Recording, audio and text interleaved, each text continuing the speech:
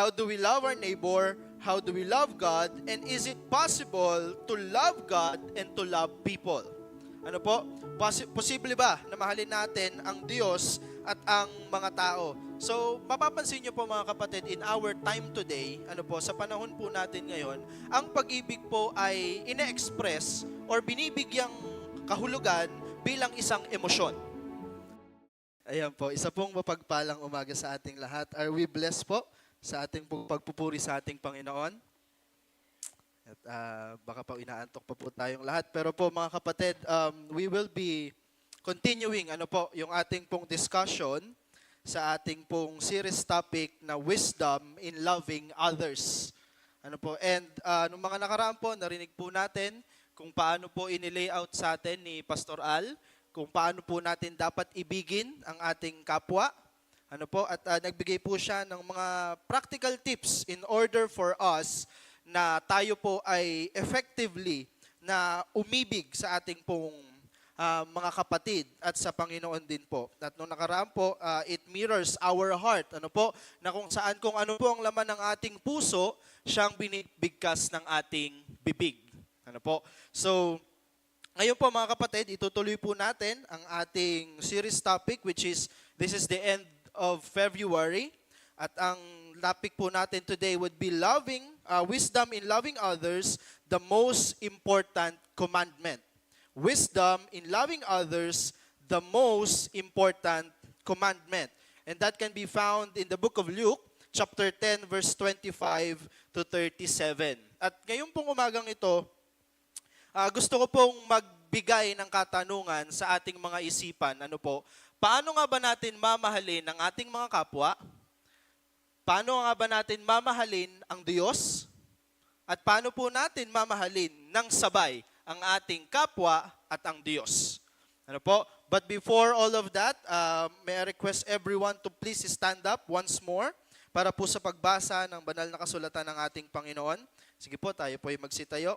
At kung may mga Biblia po kayo, and I would encourage everyone to please have your Bibles with you. Makipagbukas po kayo sa amin in the book of Luke, chapter 10, verse 25 to 37. Luke, chapter 10, verse 25 to 37. And it says here, "And behold, a scholar of the law stood up and was putting him to the test, saying, 'Teacher, what shall I do to inherit eternal life?'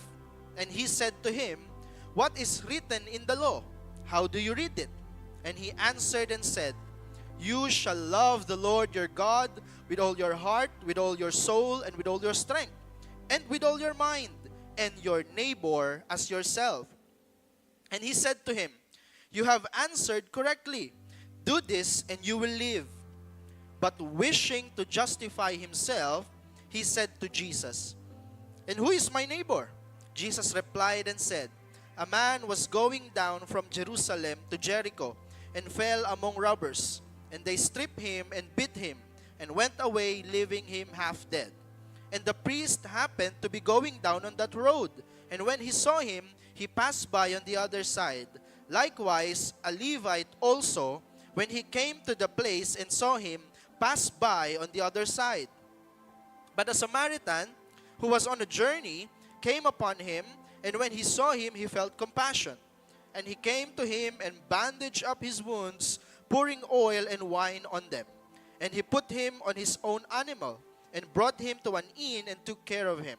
And on the next day he took out 2 denarii and gave them to the innkeeper and said, 'Take care of him, and whatever you spend, when I return, I will repay you.'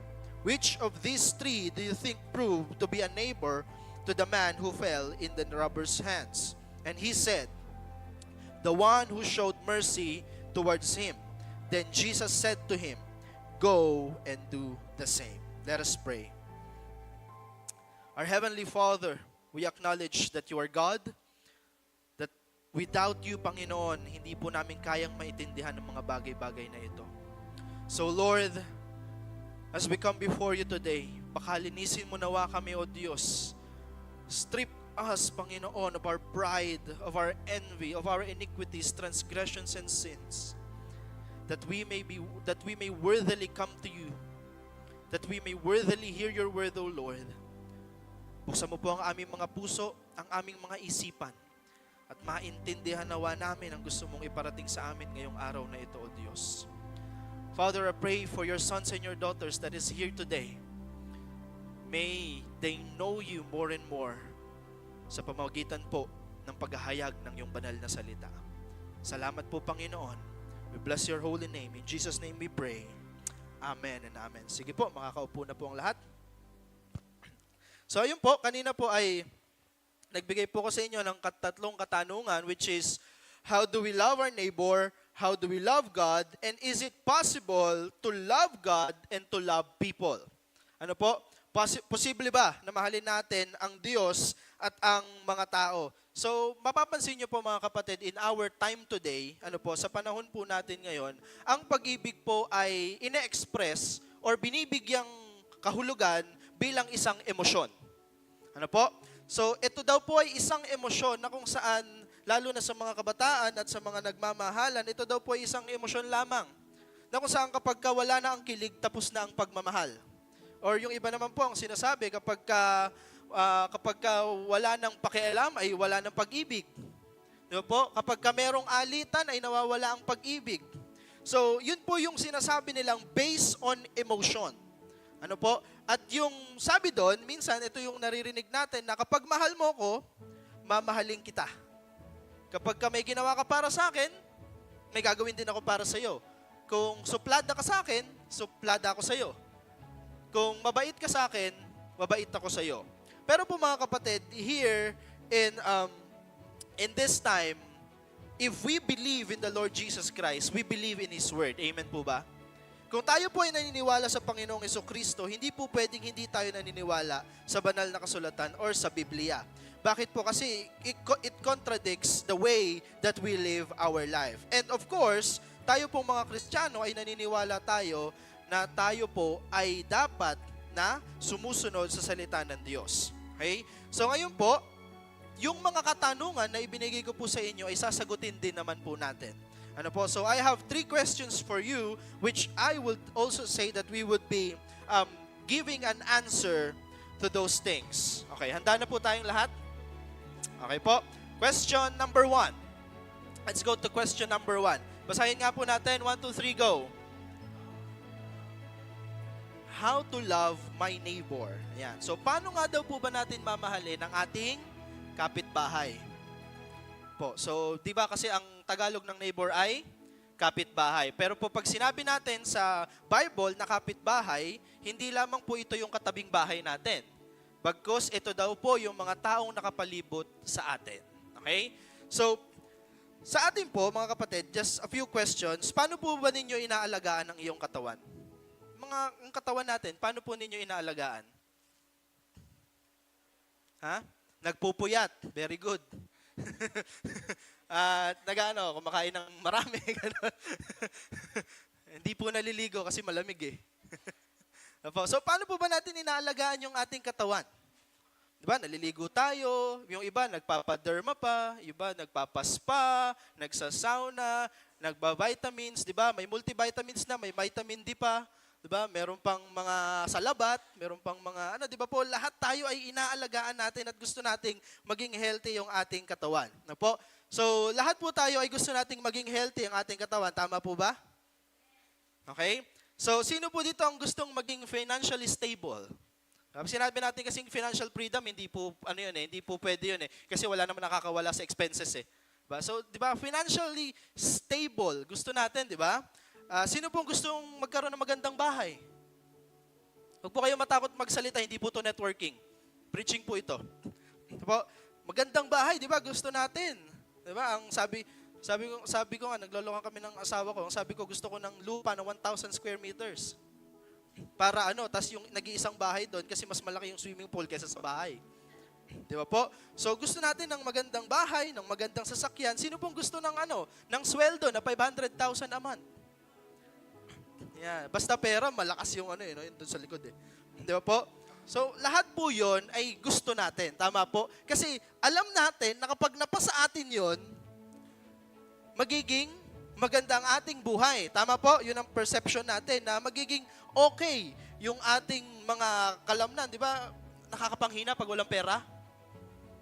Di ba po? Pero pagka, napapansin nyo yun, pag wala ka ng pera, umiinit na ulo mo, di ba, nakikita mo na lahat ng kalat sa bahay, ano ba, di ba, yung mga hugasin na hindi mo na mapapansin nung may pera ka, di ba, yung mga agiw-agiw, nakikita mo na. Pero pag may pera ka, parang ang saya-saya ng buhay. Kasi bakit? Ganun yung perception ng tao. Pero here comes the thing, mga kapatid, dahil ang tanong dito is how to love my neighbor.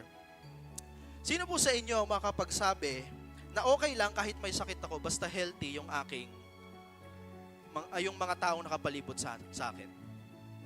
Okay lang kahit may sakit ako basta healthy sila. Sino po makapagsabi sa atin na okay lang kahit hindi ako financially stable basta yung mga nakapalibot sa akin is financially stable? Okay lang na maliit lang yung bahay ko pero yung nakapalibot sa akin malalaki yung bahay nila, malamansyon. Okay lang yun para sa akin. Or sino makakapagsabi dito, yung last na tanong natin kanina, na okay lang, kahit 20,000 lang yung sahod ko, pero yung mga nakapalibot sa akin, tigpa 500,000 sila. So, uutangan ko na lang sila. Yun ba? Is anybody or can anybody say, okay lang para sa akin yun? Basta makita ko lamang sila na masaya. Alam niyo po, in a perfect world, dahil hindi naman perfecto ang ating sanlibutan, makikita nyo po, nasasabihin yon ng ibang tao. Pero hindi po natin masasabi yon dahil hindi naman po natin mindset yon. Tandaan po natin na sa ating teolohiya or sa ating theology, man is sinful. Okay po? Man has this sinful nature na kung saan hindi natin gusto na na magtagumpay ang iba maliban sa ating sarili. Hindi natin sila gustong makita na sila ay successful. Di ba? Kaya nga nabuo yung word na sana all. Bakit po? Kasi yung naunang nagsabi nun is, syempre, merong envy at merong inggit sa kanya na, sana all ganito, sana all ganyan, sana all ganito. Di ba po? We want all to succeed. Hindi naman po masama yun. Pero po, ang ating sinasabi rito is that when our sinful nature creeps in sa ating pong mga buhay, hindi na po natin nakikita yung mga bagay na yon. We want ourselves to succeed. We want to be on the top rather than other people. So what does it really mean nung sinabi po ni Jesus Christ that we should love our neighbor as ourselves? So let me give you a contrasting view on this. So meron po diyang legalistic neighbor versus graceful neighbor. Yan. Kasi po, merong dalawang neighbor, yung sinasabi po ni Jesus Christ in Luke chapter 10, na kanina pong binasa natin. At basahin po natin ulit yung Luke chapter 10, verse 29 to 37. Ano pong sabi dyan? Yung lawyer, nakausap ni Jesus Christ, ano pong sabi in verse 29? But wanting to justify himself, he asked Jesus. Tinanong niya po si Jesus Christ. At anong sabi niya po? And who is my neighbor? Jesus took up the question and said, a man was going down from Jerusalem to Jericho and fell into the hands of robbers. They stripped him, beat him, and fled, leaving him half dead. A priest happened to be going down on that road. When he saw him, he passed by on the other side. In the same way, a Levite, when he arrived at the place, saw him and passed by on the other side. So, nung tinanong po nung lawyer si Jesus Christ, which is somewhat mga Saduseo at that time, nung lawyer na po ito ay tinanong, ang sabi po ngayon ni Jesus Christ, hindi po siya sumagot ng yes or no, hindi siya directly sumagot, but si Jesus Christ po, with all His wisdom, sumagot po siya sa isang istorya. Na kung saan meron daw po na isang lalaki na mula sa Jerusalem, papunta siya sa Jericho, kaso lang siya ay na-hold up. Na-hold up po siya. Yan, sabi doon, in the hands of robbers. At ano pong ginawa? Siya daw po ay hinubaran. Siya daw po ay binugbog. At nung nahubaran na siya, natanggal na lahat ng damit niya, nakuha niya yung kanyang lahat ng pera, iniwan daw po siya nung nang hold up sa kanya. At ano pong sabi doon, meron daw pong dumaan na pariseo. Isang pari that time, isang pariseo. At ngayon po, nung dumaan po siya, nung nakita niya yung robber, nakita niya yung tao na hinold up at nandun, nakahandusay siya, Ang ginawa daw po nung Pariseo na to ay lumihis siya ng landas. Kasi kung halimbawa, nasa kanan siya, so pumunta siya sa kabilang kalye. Para kunyari, hindi niya nakita yung tao na yon. At ngayon, may dumaan na naman po isang Levita, ang isa pong Levita at that time yung mga nag-serve po sa templo ng Jerusalem. So, dumaan po yung Levita na to at nakita rin niya yung nakahandusay doon, ngunit siya ay lumihis din ng landas. So, makikita niyo po mga kapatid, itong dalawang tao na to na sinasabi dito sa kwento ng ating Panginoong Jesus, a legalistic neighbor is like a contract and obligation. Alam niyo po yung contract and obligation? Meaning to say, pag pumirma ka ng kontrata, dalawa na kayong may obligasyon to fulfill that contract. Tama po ba? So, merong end-to-end na benefit. So, parang ganito yung sinasabi ko kanina na you love me and I will love you. You care for me and I will care for you. So, ito pong pagmamahal na ganito ay dinidisplay po nito kung may benefit lamang. Kung meron ako makukuhang benepisyo, okay sa akin yon. Pero pag wala, hindi ako tutulong. This kind of neighbor has boundaries and limits. It helps by helping only those who can return the favor. Minsan po ganito tayo tumulong eh. Kung meron akong makukuha at matutulungan mo rin ako, sa mga susunod na panahon, tutulungan kita. Ganun po tayo minsan yung mindset natin bilang mga tao. And sometimes, when help needed most, ano po nangyayari? Tayo po ay nawawala. Diba? Alam niyo yung si Avatar? Si Aang? Diba doon? Meron doon, sabi doon, when the world needed him most, he vanished. Ganun nangyayari sa mga tao eh. Pagka may kailangan ng tulungan, nagiging avatar tayo, nawawala tayo. Nagba-vanish tayo, nagdi-disappear tayo. Bakit po? Kasi in our hearts, ito na naman tong tao na to. Nandito na naman to. Uutang na naman to. Diba? Andito na naman to, manghihingi na naman ng tulong to. Araw-araw na lang na humihingi ng tulong to. Ganun po minsan yung ating mindset. This kind of neighbor has boundaries and limits. This kind of neighbor seeks itself and only love those who are lovable. Yung mga kamahal-mahal lang. Yung ganito daw pong mga tao ay ang pinipili nila is yung kamahal-mahal lang. Diba? Diba mga minsan may lokohan tayo, pag alam mong mayaman yung tao, magaan pakiramdam mo kahit hindi mo pa namimit. Parang ang gaan ng pakiramdam ko rito kay Brother Kirby. Maraming pera to eh. Diba? Parang ang gaan ng pakiramdam ko rito kay Sister kasi kasi nalilibre ako lagi dito ng halo-halo eh. Diba? Nalilibre ako ng almigs. Diba? So, minsan ganun tayo eh. Para kumbaga nakikipagplastika na lang tayo. Para po masabi na mahal natin sila. This kind of love judges the person and acts holier than thou. Pero kapag may time na kung saan kailangan na ng tulong, wala na tayo. At nang judge na tayo, at ano pong ginagawa natin, iniisip na natin na mas banal tayo kesa sa mga tao na yon. And this kind of neighbor asks the question within. Ito po yung laging tinatanong ng mga legalistic neighbor. Does this make me look good to people? Yun po yung tanong eh. Does this make me look good to people? Pag tinulungan ko ba si kapatid na ganito, papalakpakan ba ako? Will I be applauded if I help? Pag ginawa ko ba to, masasabi sa akin ni pastor or nung core group or nung pastoral team na, uy, ang galing ni kapatid na ganito, ang galing ni ganito. Kasi tumulong siya. It is only self-seeking. Alam niyo mga kapatid, kung ganito po ang mindset natin at kung ganito po ang ating gagawin, is definitely mapapagod po tayo sa pagtulong. At magiging legalistic neighbor po tayo. Okay? So, yun po yung una na gusto kong makita ninyo, which is the legalistic neighbor. And then, sa second one would be the graceful neighbor. The graceful neighbor. So, anong karakteristik po nito? In Luke chapter 33 to 37, ano pong sabi dito ni Jesus?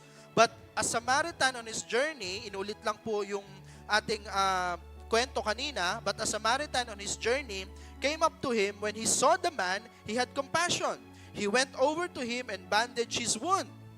Ito namang tao na to, nung nakita niya pong nakahandusay, yung Samaritan na yon, ang ginawa po niya ay, anong nangyari po? Siya daw po ay nahabag. Nagkaroon ng compassion sa kanya, sa taong po ito, at sabi po niya doon, he went over to him and bandaged his wound, pouring on olive oil and wine. Then he put him on his animal, brought him to an inn, and took care of him. The next day, he took out 2 denarii. Yung 2 denarii po, ang katumbas po niyan ngayon ay isang buong araw na sahod. Okay po? He took out 2 denarii, gave them to the innkeeper, and said, take care of him. When I come back, I'll reimburse you for whatever extra you spend. Which of these 3 do you think proved to be a neighbor to the man who fell into the hands of the robbers? The one who showed mercy, sabi po nung lawyer. He said, then Jesus told him, go and do the same. Yung graceful neighbor daw po, ang kanyang karakteristik ay ano po, this kind of neighbor displays no obligation, no strings attached, but just wants to help sincerely. Hindi niya po kilala yung nakahundusay na lalaki doon. Hindi niya po alam kung ano po yung nangyari doon sa lalaki na yon. Pero nung nakita niya po yung lalaki na yon na nakahandusay, nakita niya po na siya po ay sugatan, nakita niya po na lahat sa kanya ay nawala na. Ang ginawa po nitong neighbor na ito, nitong Samaritan man na to, ano pong ginawa niya is that kinuha niya po yung lalaking ito, yung nakahandusay na lalaking ito, inilagay sa kanyang kabayo, animal sabi doon sabi na natin kabayo, nilagay sa kanyang kabayo, dinala sa isang hotel. At ano pong ginawa ng lalaki? Binayaran niya yung expenses ng lalaking ito. At sabi pa niya doon sa doon sa may reservation, yung sa may front desk ng hotel, 'di ba? Sabi niya, kung ano man yung extra na magagastos nitong lalaki na to, babalik ako at babayaran ko lahat 'yon. This is what Jesus Christ is saying to each and every one of us as well. Sabi niya doon sa lawyer, go and do the same. And each and every one of us, sinasabi rin ng ating Panginoon, go and do the same. Kaya nga sabi dito, this kind of neighbor displays no obligations. Kung tutulong ako, tutulungan kita nang walang kapalit. Hindi ako nag-expect hindi ko sinasabi na i-count mo yan as utang na loob. Hindi ko yan sinasabi na i-count mo yan as something na pag tumulong ako ay ibabalik mo sa akin. Hindi po. Hindi yan utang. Bagkus ang pagtulong po nung Samaritan na to ay isa pong willing help. Sinabi ko willingly helping, meaning to say po, hindi po labag sa kanyang loob. Hindi dahil walang tutulong dito sa tao na to. Bagkus siya po ay tumulong because out of good intentions of his heart. At yun po yung sinasabi ni Jesus Christ sa ating lahat. This kind of neighbor does not expect something in return, but is willing to help anytime when help is needed. Hindi po nito sinasabi yung kind of neighbor na to, yung kind ng tao na to na kung saan po nag-expect siya something in return. Yung kanina ko pong pinapaliwanag. Hindi. Pag tumulong siya, tumulong siya. That's it. Period. It is done. Okay po? Kaya nga minsan, pag tayo po ay tumutulong, just a practical tip for each and every one of you, pag tumulong kayo, don't even mention it. Diba? Anong sabi ni Jesus Christ? Huwag mo nang ipaalam sa kaliwang kamay mo ang ginawa ng kanan mong kamay. Bakit? Kasi God will surely reward you if you do things that way. This kind of neighbor forgets oneself and truly sees the person in need. Ito daw pong neighbor na to is, hindi niya po yung kinakount yung sarili niya. Nakita niyo yung dalawa kanina, yung Pariseo at yung Levita? Tinignan nila, kasi bakit po? Sa tradisyon ng mga Hudyo, pagka ikaw ay tumulong na hindi mo ka-Hudyo, ikaw po ay tinuturing na isang maduming tao. Kaya po sila ay lumihis ng landas. Hindi po nila tinulungan niyo. Pero ito pong Samaritan, di ba po, nag-effort pa po talaga siya. Nabitbitin yung tao na to at bayaran yung 2 denarii, which is yung 1 day's worth of salary. Bakit po? Kasi he truly sees the person in need. Nakikita niya po kung ano yung kalalagayan ng tao at nakikita niya po kung ano talaga yung kailangan ng tao na to. Di ba po? Iba po kasi mga kapatid, kapag sinabi natin, si kapatid na ganito may kailangan. Diba? Ipag-pray natin. Yes, pinag-pray natin. Pero ang tanong, tinulungan ba natin? Minsan, ganun tayo mga Kristiyano eh. Huwag kang mag-alala kapatid. Ipag-pray ka namin. Pero did we really help? Did we really help dun sa bagay na yon? Which I would think na hindi po. Kasi when we tend to pray, sometimes nakakalimutan na. Hindi na talaga tayo tumutulong. Kasi napag-pray na natin, si Lord na bahala dun. Pero given the situation, mga kapatid, we need to help. Proverbs 3, verse 28. Don't say to your neighbor, go away, come back later, I'll give it tomorrow when it is there with you. Sabi po ng Proverbs, huwag mong sabihin sa tao or dun sa kapatid mo or sa kapwa mo na, sige na, alis ka muna, bukas ko na lang ibibigay, pero nandun naman talaga at kaya mong tumulong ngayon. When you can help today, don't do it tomorrow. You help today. Okay po, naiintindihan po natin? When you can help today, hindi po naman sinasabi rito na pilitin natin. Pilitin natin na tumulong. Hindi po. Ang sinasabi po rito is kung kaya mo ngayon, gawin na natin ngayon. Huwag na po nating ipagpabukas. Romans 13, 9-10. The commandments, do not commit adultery, do not murder, do not steal, do not covet, and any other commandment are summed up by this commandment.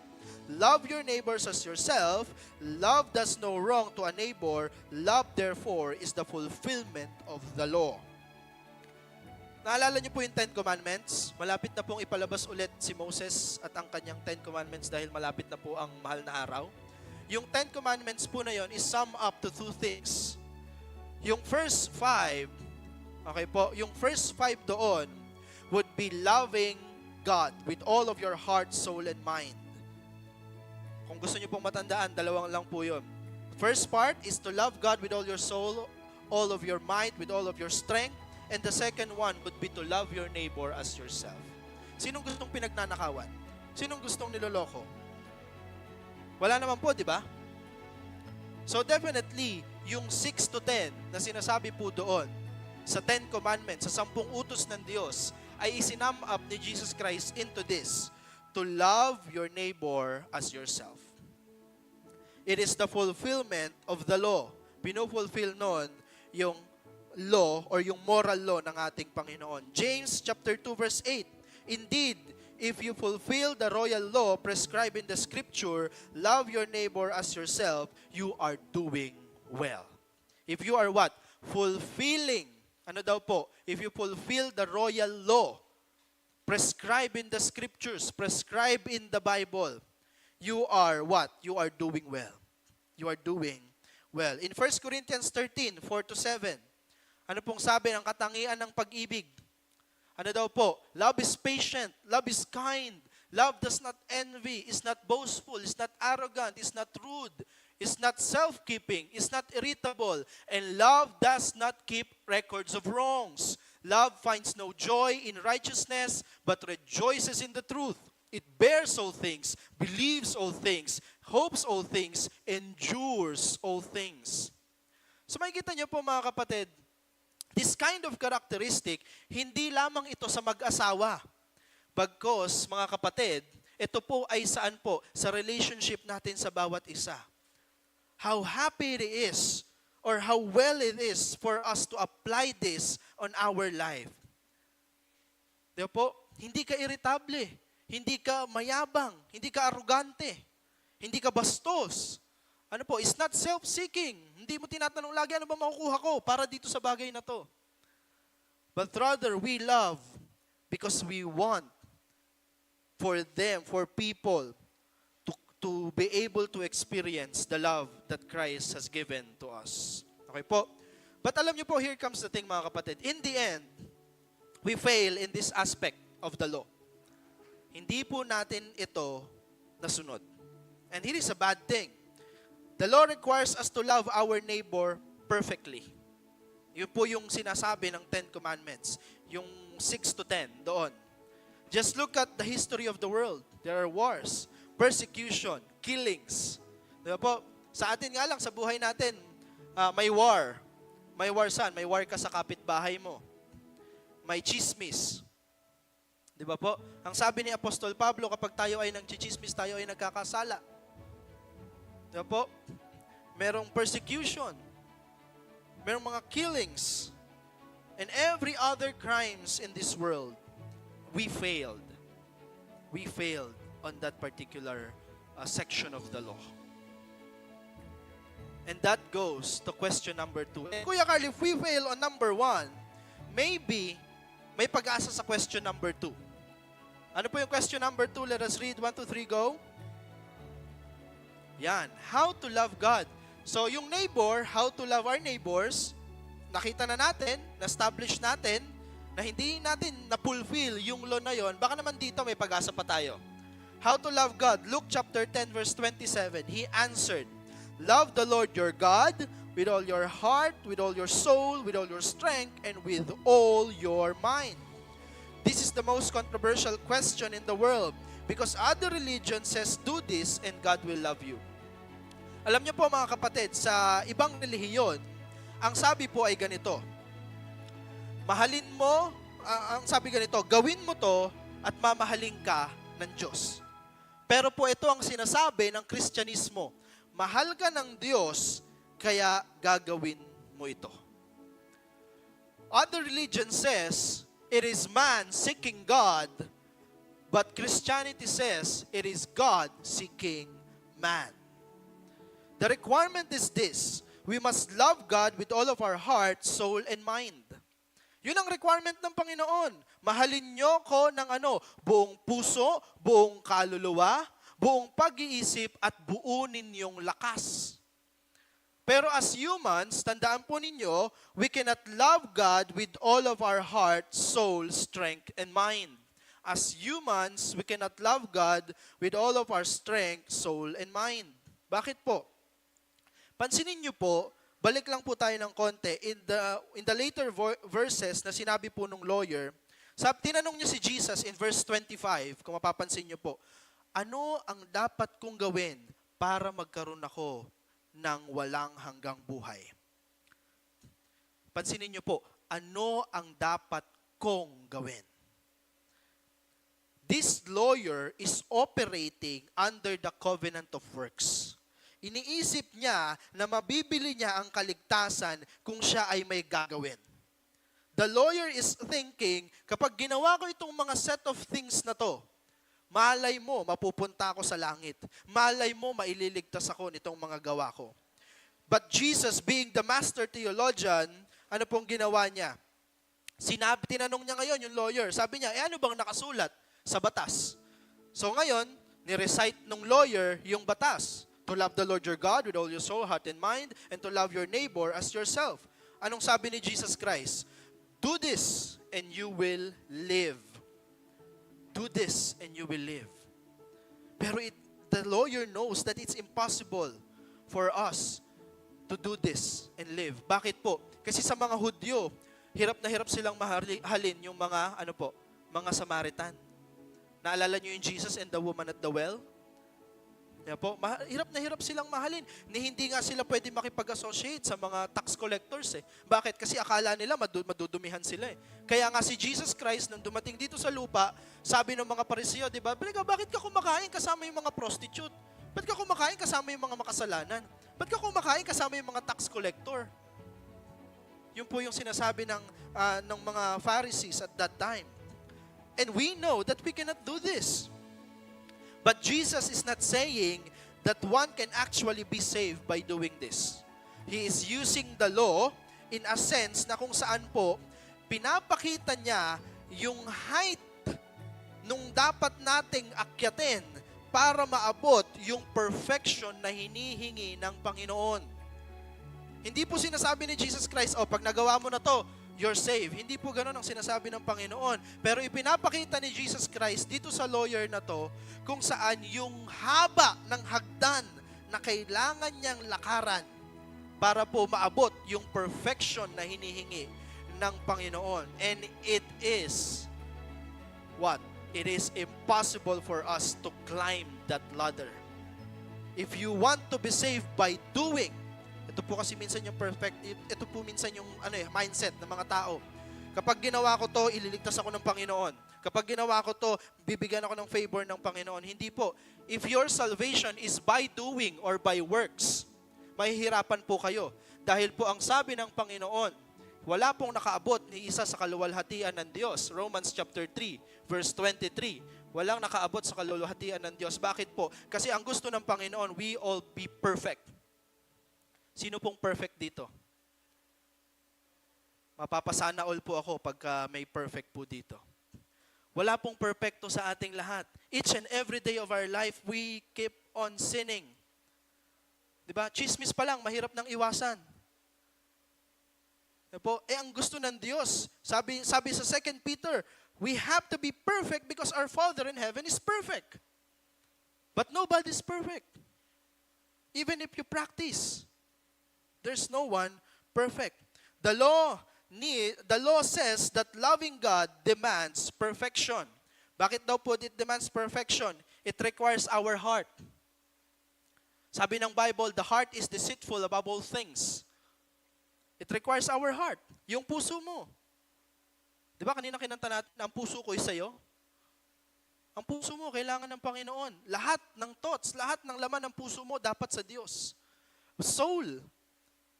Diba? Yung mismong ikaw, kailangan sa Panginoon. Mind, every thought, every intention, every motive, every methods, every execution should be godly.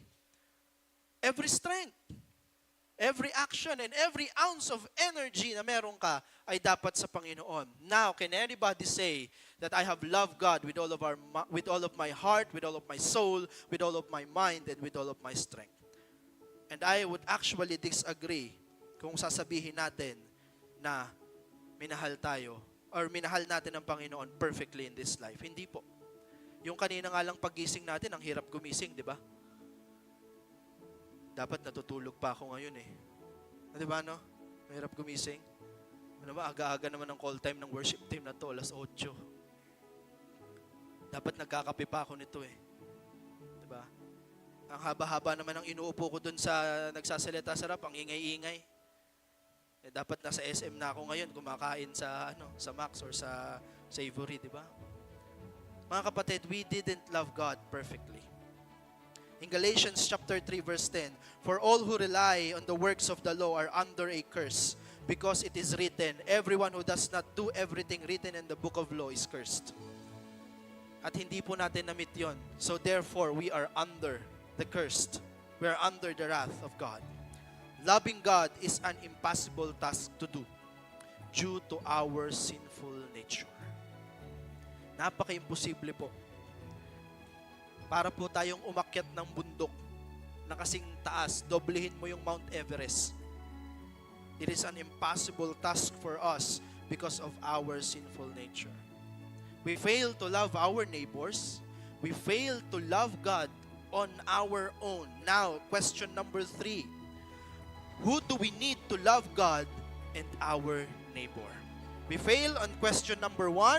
We fail on question number 2. Baka naman ngayon meron pang pag-asa.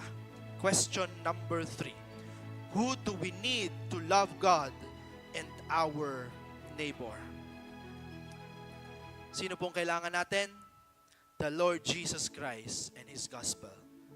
Basahin nga po natin. 1, 2, 3, go. The Lord Jesus Christ and His gospel. Sinabi ko po sa inyo kanina, this is the beauty of Christianity. You do not have to do anything.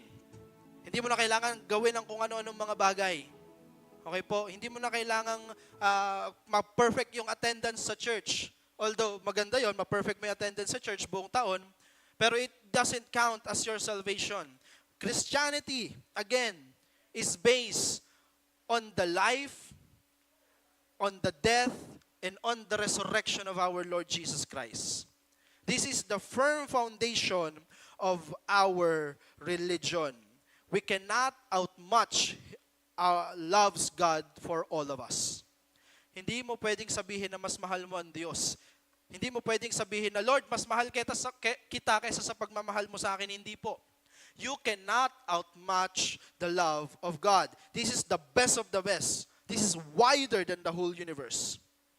Mga kapatid, Jesus Christ and His gospel is the answer and the only way to love God.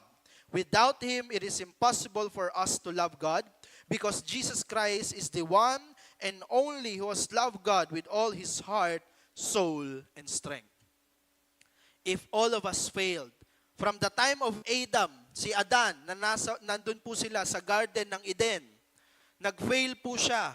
Nag-fail from Adam, down to Noah, down to Moses, to King David, and even to the reformers, to the church fathers, lahat tayo nag-fail. But there's only one person he did not fail. And his name is Jesus. There is not one fraction of a second na hindi po minahal ng ating Panginoong Jesucristo ang Diyos Ama. Every day of His life, mahal po ng Panginoong Jesucristo ang Diyos Ama. Because He came from the bosom of the Father. John 15:5, I am the vine and you are the branches. The one who remains in me and I in him produces much fruit, because you can do nothing without me. You can do nothing without me. Sabi ng Panginoon, I am the vine and you are the branches. The one who remains in me and I in him produces fruit. Dahil wala daw po tayong magagawa kung tayo daw po ay nakahiwalay sa Panginoong Jesucristo. In 1 John 4:19, we love because He first loved us. Basahin nga po natin. 1, 2, 3, go. We love because He first loved us. Mga kapatid, hindi man po tayo pinapanganak. This is a theological truth. Hindi pa po tayo pinapanganak. Mahal na po tayo ng Panginoon. We are the masterpiece of God.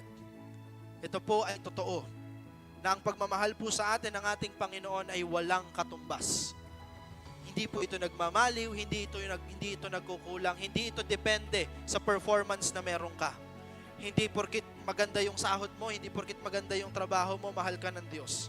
Hindi porkit mababa yung sahod mo, membro ka ng 4-piece, or membro ka ng mga kung ano-anong mga samahan, mahal ka ng Diyos. Wala po itong requirement.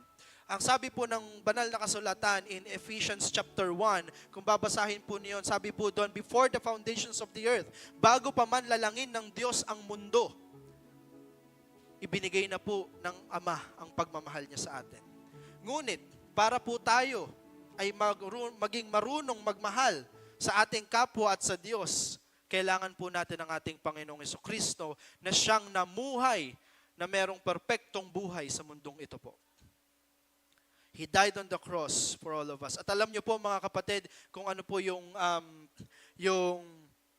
greatest symbol of God's love, it is the cross of Jesus Christ, where every bit of your sin has been poured out on that cross. Nagkamali tayo, nalaglag tayo sa kasalanan. Pero hindi yun ginawa ng Diyos na excuse para hindi tayo abutin sa tiyak na kapahamakan. Mga kapatid, kung iniisip mo na walang nagmamahal sa iyo, kung iniisip mo na ang hirap ng buhay ko kasi walang nagkikare sa akin, walang nagpapahalaga sa buhay ko, may isang tao na namatay para sa iyo, na ibinigay ang kanyang buhay. If you would read Philippians chapter 2 or Philippos 2, makikita niyo po doon. Philippians chapter 2. From verse 1, makikita niyo po doon na ang Panginoong Jesucristo, even though He is God, sabi doon, He did not count equality with God. But in obedience to the Father, siya po ay nagkatawang tao, lalang, ng banal na Espiritu Santo. Diba, naalala niyo po yan, the Apostles' Creed, ipinanganak ni Santa Mariang Berhen, ipinako sa krus, namatay, inilibing. At nanaog sa kinaroroonan ng mga yumao at ng maikatlong araw na buhay namang muli. Umakyat sa langit, naluklok sa kanan ng Diyos Ama na makapangyarihan sa lahat, at doon magmumula at paririto at uhukom sa mga namatay at mga nabuhay. That is the Apostles' Creed. That is what the apostles are saying at that time as well. And that is what we are saying right now, mga kapatid, sa Panginoon. You cannot fully understand the greatest commandment until you come to an understanding of what Jesus has done on the cross for you and I. You cannot love God without Jesus. You cannot love yung katabi mo ngayon without Jesus Christ. At sabi nga po namin lagi, if Christianity is true, it is the most important thing in your life. If Christianity is true, the most important commandment will not become important if Jesus Christ is not important to you. At sa pagtatapos po ng ating series in Wisdom, Loving Others, sabi nga po sa isang kanta, Christ is our wisdom. Christ is our strength. And Christ is the solid rock in which we stand. Mga kapatid, once we know who Jesus is and His love for us, you will be able to love your neighbor as yourself and to love God with all of your heart, soul, mind, and strength. So my brothers and sisters, let us stop seeking to love God and love our neighbors on our own accord. But let us believe in Jesus Christ and His gospel. And from that, it will spring up a renewed heart that will love God and our neighbor aligned to what God wants us to do. Mga kapatid, this is the call of the gospel. Kung gusto mo ng tunay na pagmamahal, kung gusto mo yung pagmamahal na hindi nakakapagod, kung gusto mo yung pagmamahal na hindi lamang ikaw, hindi one-sided, because kung gusto mo ng pagmamahal that is faithful, that is true, do not look for love sa tao. Because the love of humans will fail you. Alam to ng mga mag-asawa. Ang pagmamahal ng asawa mo, magfe-fail yan. Diba?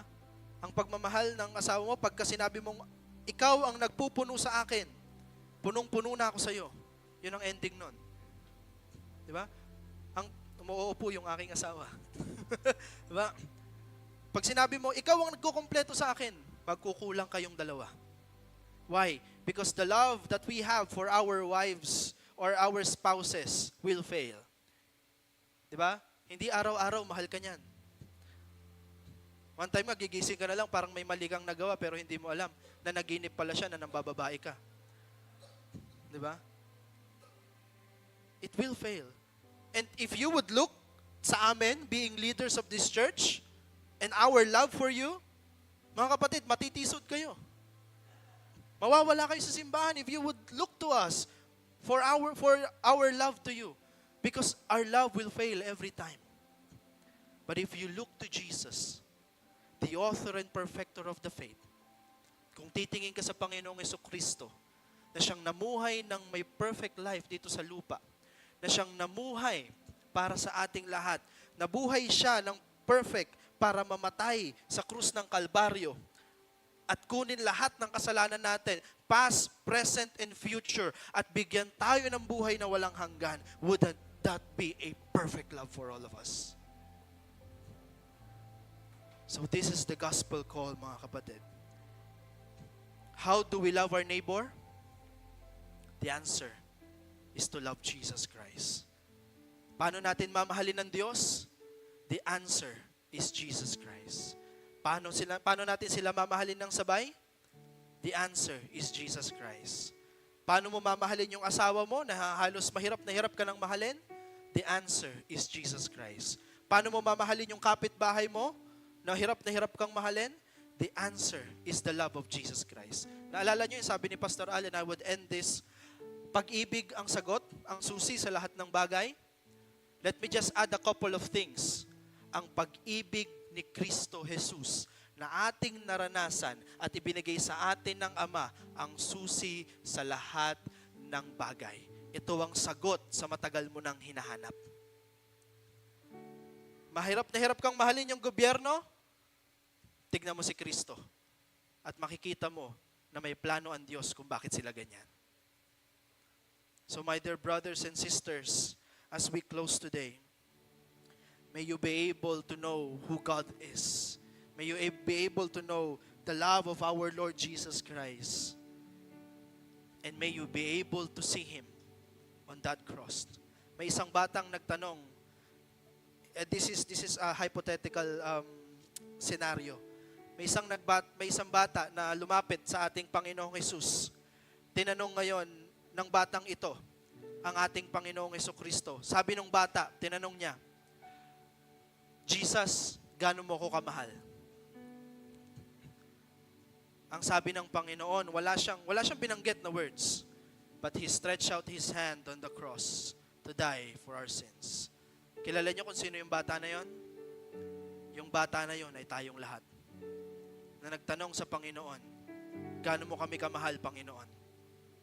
And He stretched out His hand for all of us to die on that cross for our sins.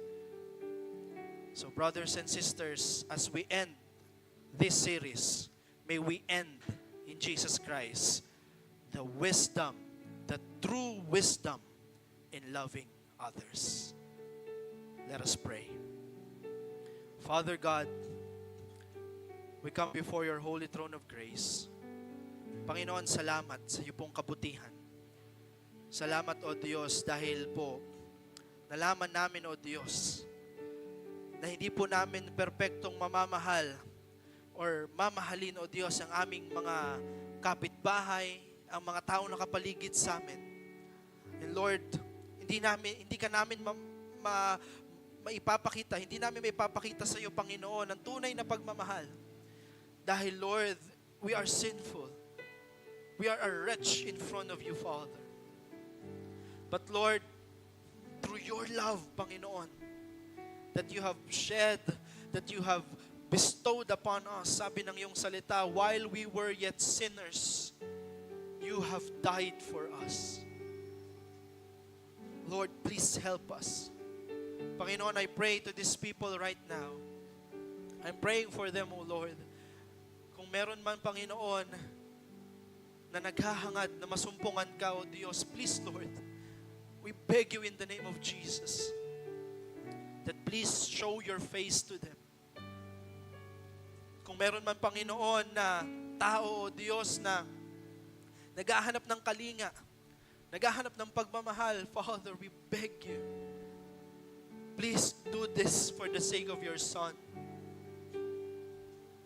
Ipakita mo po ang kapangyarihan mo, ang iyong pong pag-aalaga at ang pagmamahal sa kanila.